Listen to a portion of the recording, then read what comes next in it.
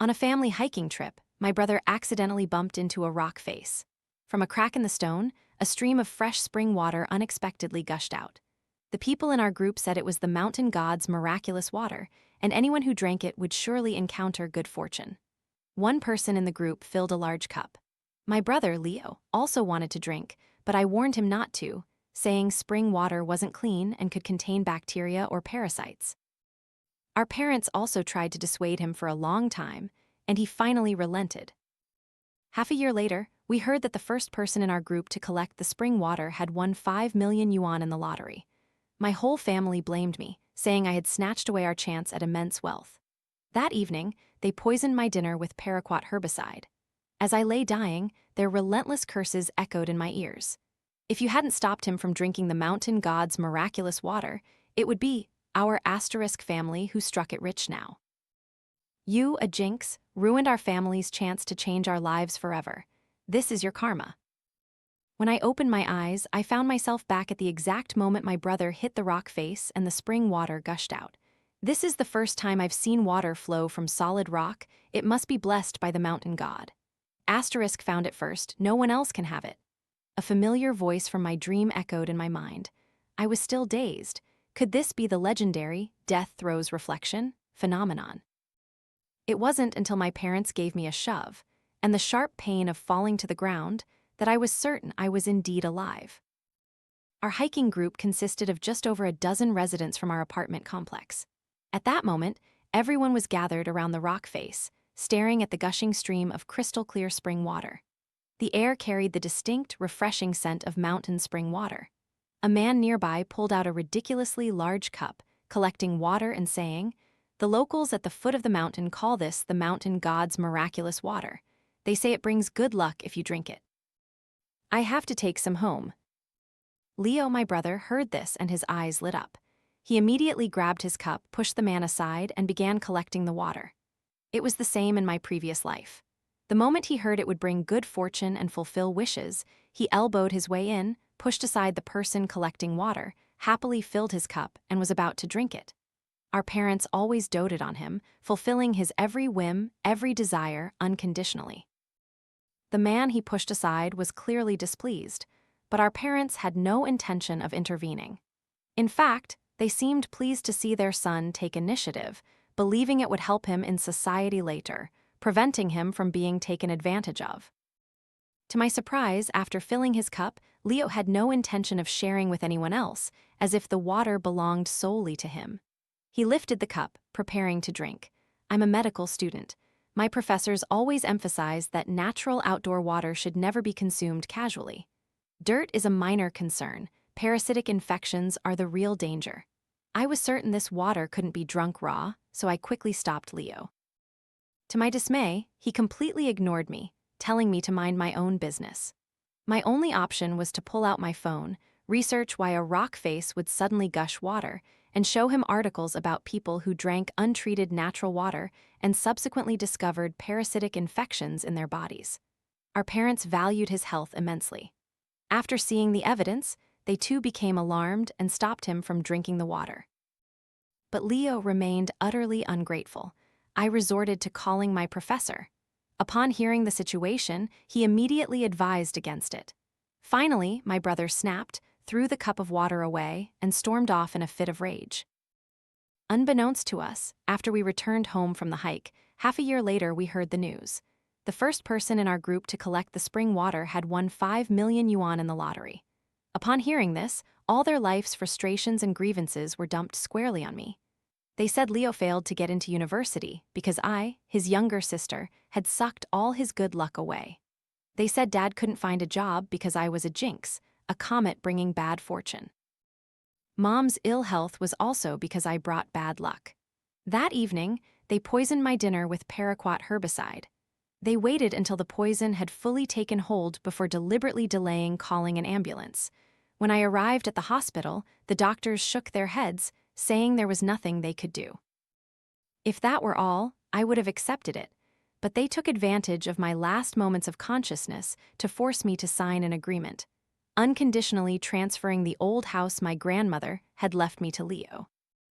After I died, they caused a scene at the hospital, claiming I was perfectly fine at home but died upon arriving at the hospital, demanding compensation.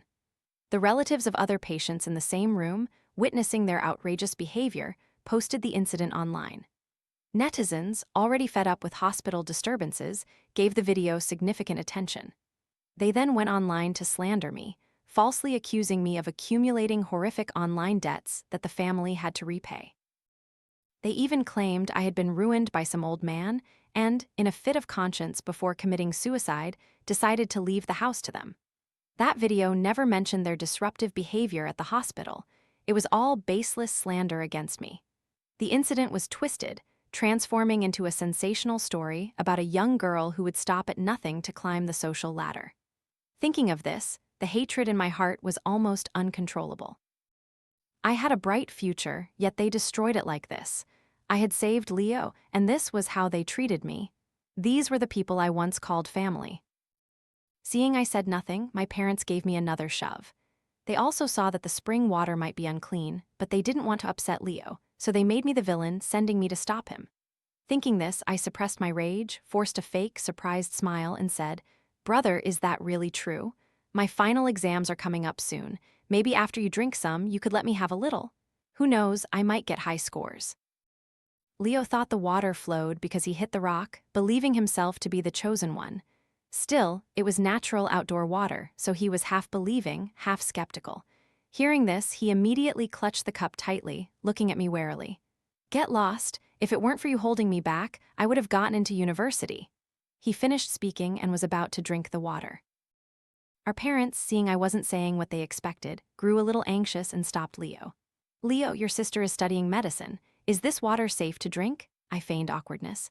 "Oh, I'm not really sure about this. My textbooks don't cover it." Leo snorted. "It'd be a miracle if a bookworm like you did know. This rock face is so hard, yet water gushed out when I barely touched it. I must be the chosen one, the protagonist of this world. This water is definitely safe." I chuckled, pretending not to care, and reached out a hand. "Oh, brother, dearest brother, don't say that. I'm your own sister. Please let me have a sip. I want some good luck, too."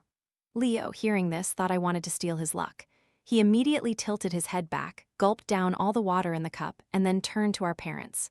"Mom, Dad, she said she wants to lose weight recently. Don't give her any dinner today." His reason was truly preposterous, especially given that we were currently hiking, an activity requiring a lot of energy. Who would choose now to diet? Yet they both nodded in agreement, feigning benevolence in front of strangers. "Oh dear, she's so young, why bother with dieting?" My dad, however, was visibly agitated, his chin trembling. "She's already 220 pounds now. She's so fat she has asterisk to diet." With that, he turned and walked away, and Mom quickly followed. Everyone from our apartment complex knew our family situation to some extent. It was obvious they were doing this intentionally. Seeing all three of them leave, everyone felt awkward standing around for too long, so they continued hiking. When we reached a suitable campsite, they laid out some food, only 3 bento boxes. I peered and they were full of sandwiches, salmon, and Australian lobster. No wonder they didn't want me to eat. They hadn't prepared any for me from the start. Clearly, such expensive food wasn't meant for a burden like me. I didn't rush, pretending to be interested in the water cup. "Brother, I'm thirsty now. Could I have a little sip, please?" Throughout the hike, Leo had been rambling on, claiming his climbing strength had dramatically increased since drinking the water. Our parents loved listening to him, and gradually, they too began to believe it was truly miraculous water. Seeing me ask for water multiple times, they became even more convinced that such precious spring water absolutely couldn't be wasted on a burden like me. My dad then took the cup, and he and Mom drank the remaining spring water. They even deliberately poured the last few drops onto the ground right in front of me. I almost couldn't control my expression, so I turned away from the camp, pretending to take photos. Behind my back, they were free to badmouth me, saying I was inconsiderate. But in truth, I was only afraid I couldn't hold back my laughter. "Drink up, drink plenty." The moment I turned back, my phone suddenly rang. All 3 of them stared at me simultaneously.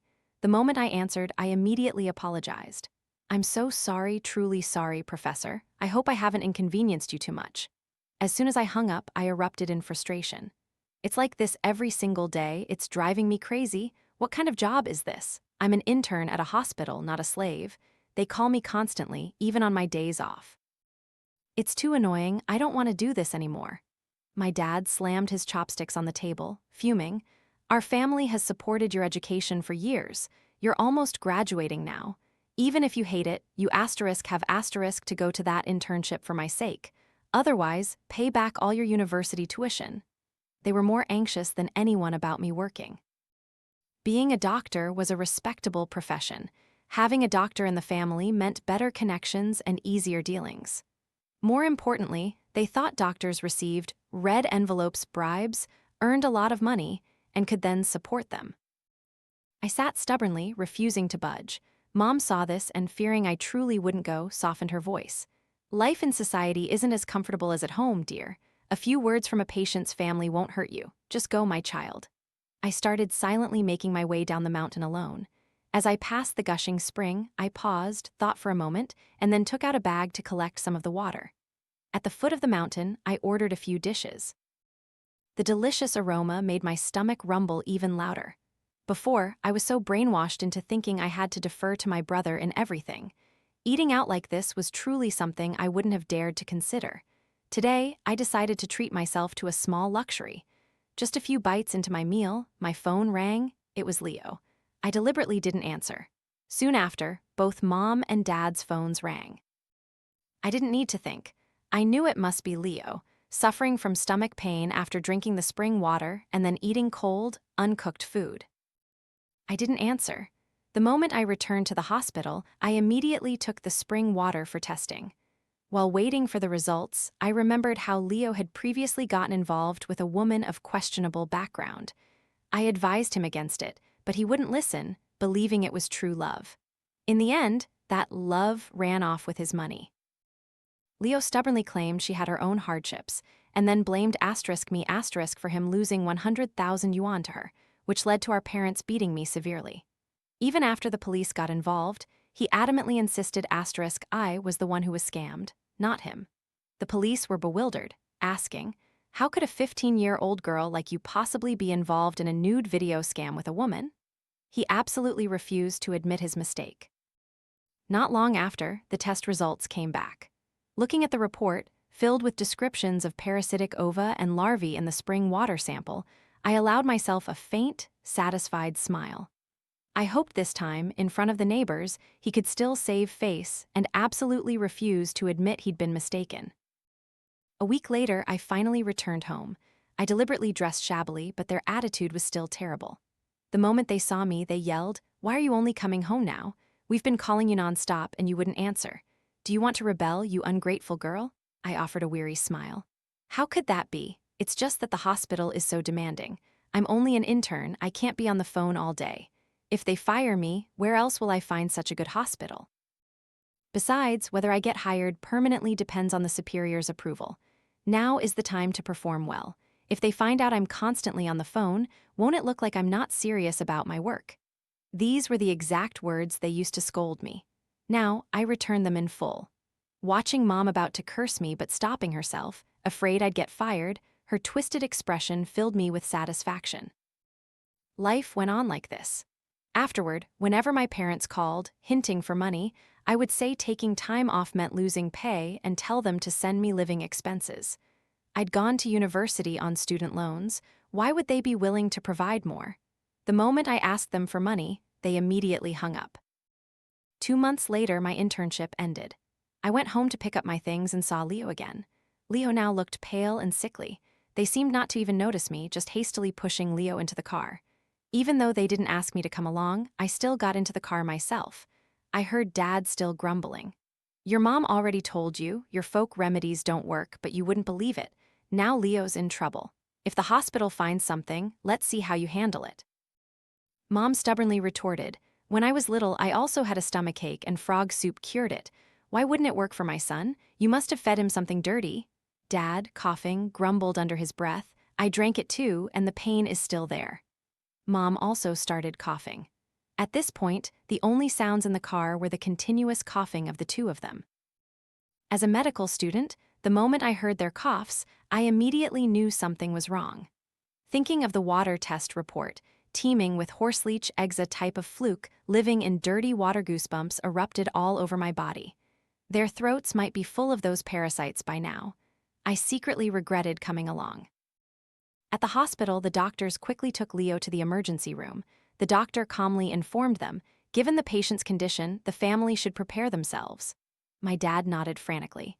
Doctor, please just save him, spare no expense, just save my son's life. Mom wept uncontrollably beside him. My son is my life, doctor, please save him. Their performance was so convincing that everyone around them was moved. Everyone except me. The doctor looked at their attitude, remained silent for a moment, then continued. The estimated cost is over 500,000 yuan. An upfront payment for treatment is required. At the mention of money, their expressions of grief visibly softened. Mom stopped crying, even feigning financial hardship. As she spoke, Dad turned and slapped Mom hard on the shoulder. Such a good son, ruined by you. If you hadn't fed him all that nonsense, would he be like this? If my son doesn't make it, I'll die with you. The hospital staff, of course, understood that this was a threat aimed at the doctors. The doctor simply sighed and left. The surrounding patients' relatives, having heard everything, understood the full picture. The touching atmosphere from moments ago completely dissipated, and everyone quietly dispersed. Hearing this, I also quietly retreated. The moment I found a seat, Dad's call came through. Where are you? Don't you know you're supposed to look after your brother? I explained in a low voice. A new patient just arrived. I'm in the ward. How is brother now? My dad spoke urgently after a series of coughs. Get over here immediately. Who else is more important than your brother? In my previous life, he was the one who poisoned me with herbicide. Now I only wished for him to suffer even more. Seeing I was silent, Dad sighed softly, then stated his true purpose. That house, the one in your name, your mom and I have decided to sell it. Although it was the same decision as in my previous life, hearing it still brought tears to my eyes. On what grounds? You didn't care for Grandma, I did. That house is the only memory she left me. On what grounds do you say you can sell it? My dad immediately roared back. Because you're my daughter. Your brother is in the ICU, his life hanging by a thread. So what if we sell the house? I retorted. So what? Did you give birth to me just so I could be his beast of burden? I am the owner of the house. I have the right to decide. I'm not selling. Seeing he couldn't force me, Dad changed his tone to a softer one. So, what do you want? Your mom and I can't lose our son. I replied firmly, you can have the house, but only if you agree to my 3 conditions. My dad, seeing I was willing to compromise, immediately said, all right, tell us. First, you want to separate your household registration? Of course, that's easy. His voice was filled with relief, as if a heavy burden had been lifted. Second, we must sign a document severing all ties. This time, he hesitated, because if they truly disown me, they would lose their potential medical connections. But I ignored him and continued. Third, the money from the house sale will be considered payment to buy out my filial duty. From now on, no matter what happens to you, don't come looking for me. From childhood until now, only Grandma ever cared for me. What have you ever given me? How much money did it really cost you to raise me? You know the answer yourselves. I'll only say this once. Either agree to these 3 conditions, or I absolutely will not sell the house. Hearing this, my parents immediately agreed. All procedures were completed very quickly. Looking at my household registration booklet, with only my name remaining, I smiled faintly. Seeing me smile, Dad spat a venomous remark, don't you dare die alone in some rented apartment later? I didn't look back. I turned and walked away, not sparing them another glance. When I officially started my job, I encountered Leo again. He used to be so strong and healthy, but now he was completely different, covered in tubes, lying motionless in bed. The doctor explained, his stomach was severely perforated, and coupled with that poisonous frog soup your mother made him drink, he almost went to meet his maker. The doctors had a very tough time saving him. My only regret was that modern medicine was too advanced. It wouldn't let him suffer a little longer. In my previous life, I had survived just long enough to feel the poison gnawing at me bit by bit. Why couldn't he taste that feeling this time? Of course, he wouldn't think his miraculous mountain water was the problem. He'd just assume the doctors were exaggerating. I didn't go over to talk to him. I just heard him roaring into his phone, "Where's my food? What's taking you so long? Why did Dad ever marry a useless woman like you?" Mom probably tried to explain many times, but he wasn't listening at all, just continuously swearing. Then, suddenly, he started coughing violently. I intentionally said, could it be a problem with the miraculous mountain water you drank last time? He immediately threw his phone down at my feet. Mind your own business. I smiled brightly and walked away. Perfect. He still has absolute faith in the mountain's divine water. I hope he keeps believing that forever.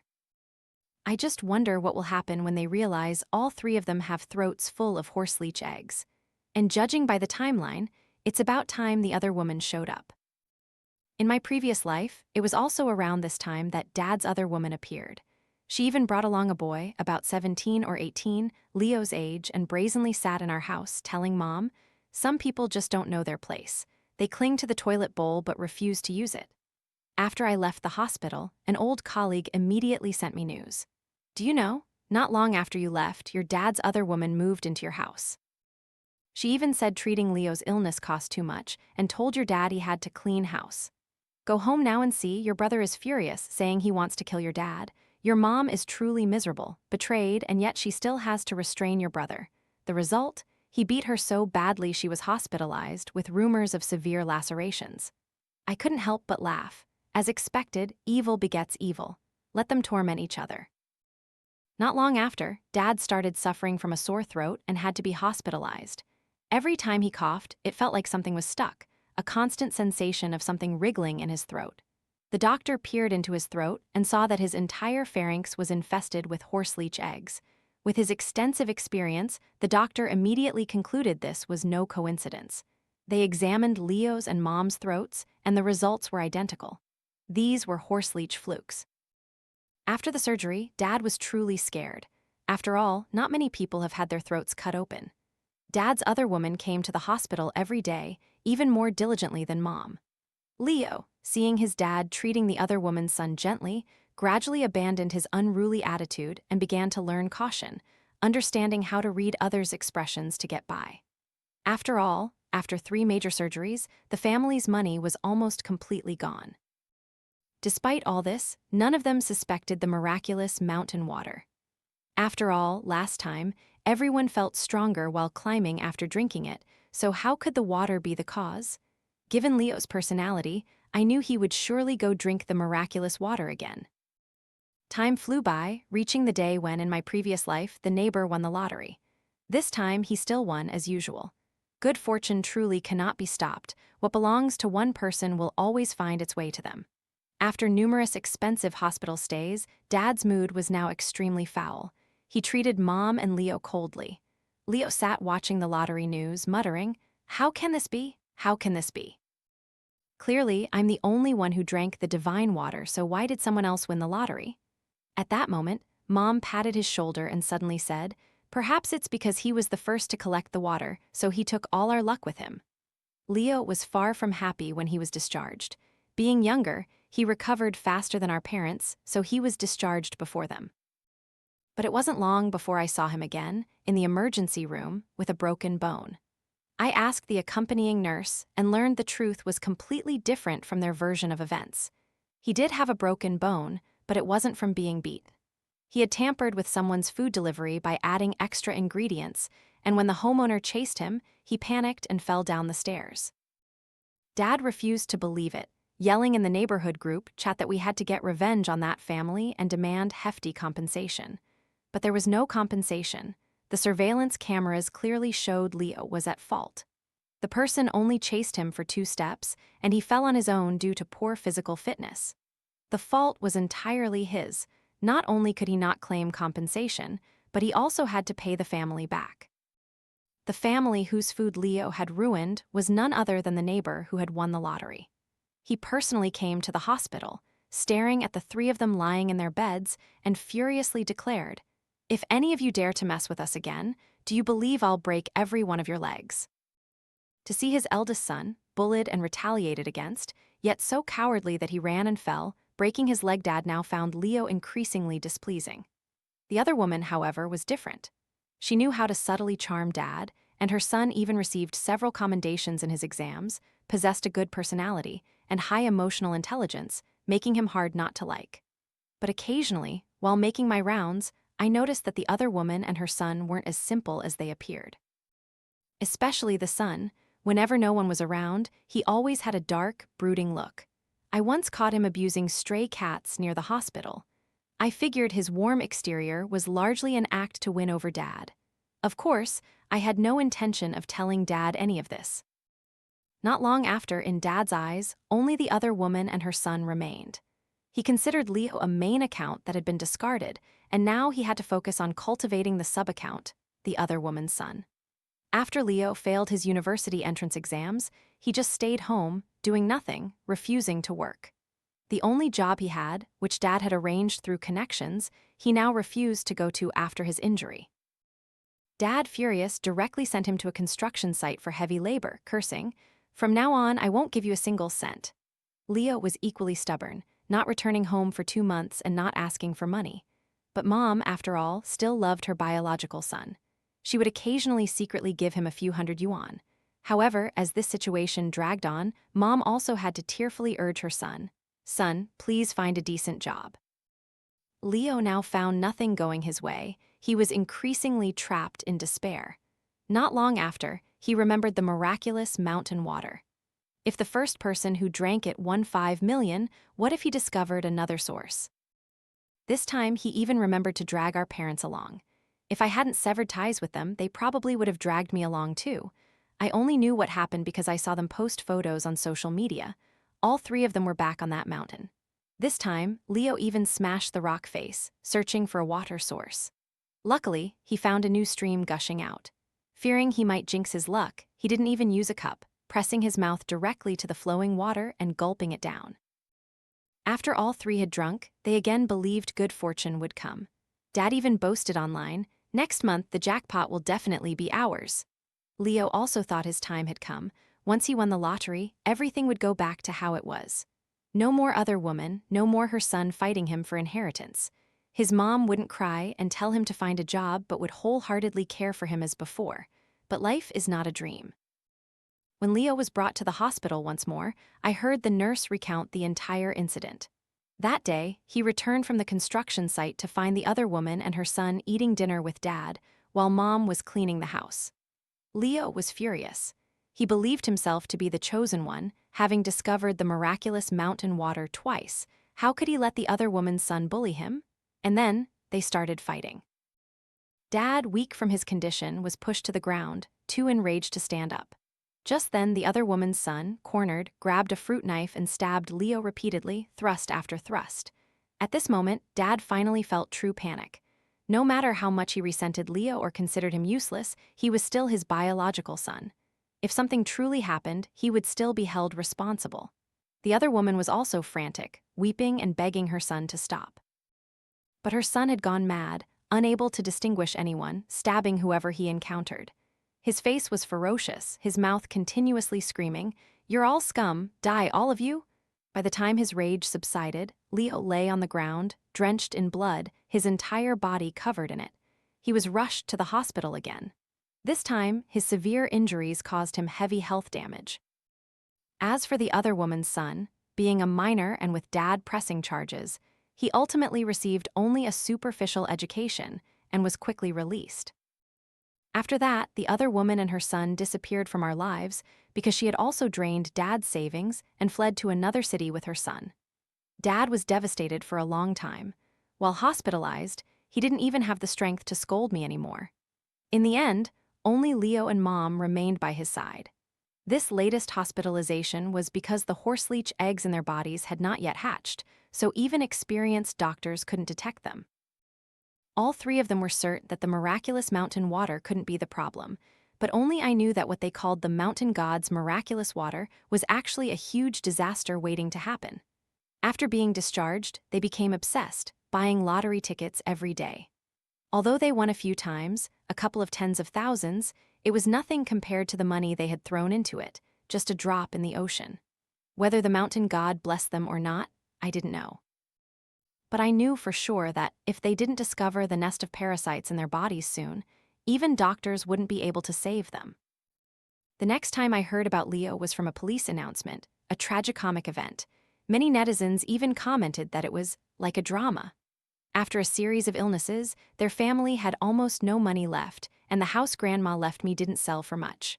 Coupled with the thrill of a few lottery wins, the whole family quickly spiraled into online debt. Not just one of them. All 3 borrowed money together.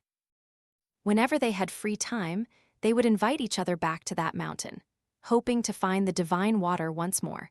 praying they could win the lottery and change their lives. My parents had also completely given up on Leo. Even at 50, Mom became pregnant again. From then on, she paid no attention to Leo whatsoever. As for Leo, when he could no longer borrow money online, he spent his days stealing small things, using the money to keep buying lottery tickets. Until one day, while stealing an electric bike, he was discovered by the owner and chased for over 2 kilometers. Finally, due to an overwhelming number of horseleech parasites inside him, combined with a racing heart from running, Leo vomited up all the parasites. The ground was covered with living, wriggling horseleeches. Passers-by screamed and fled in terror, thinking they had encountered a ghost. It wasn't until later that a brave person returned to check and confirmed it was a man who had died from a massive horseleech infestation. Upon hearing the news, my parents immediately fainted from shock. The doctor who had treated my parents years ago, upon seeing this news, immediately recognized something was amiss. He hurriedly sent a car to my house, but by then, my parents' condition was identical to Leo's, their bodies filled with parasitic eggs, just one step away from death. Even the doctors were helpless. The child in Mom's womb had probably been consumed by the horseleeches long ago. They died in despair, in agony, utterly devoid of any hope. On the day they died, I burned spirit money for my grandmother, hoping she could rest in peace in the afterlife. Ah,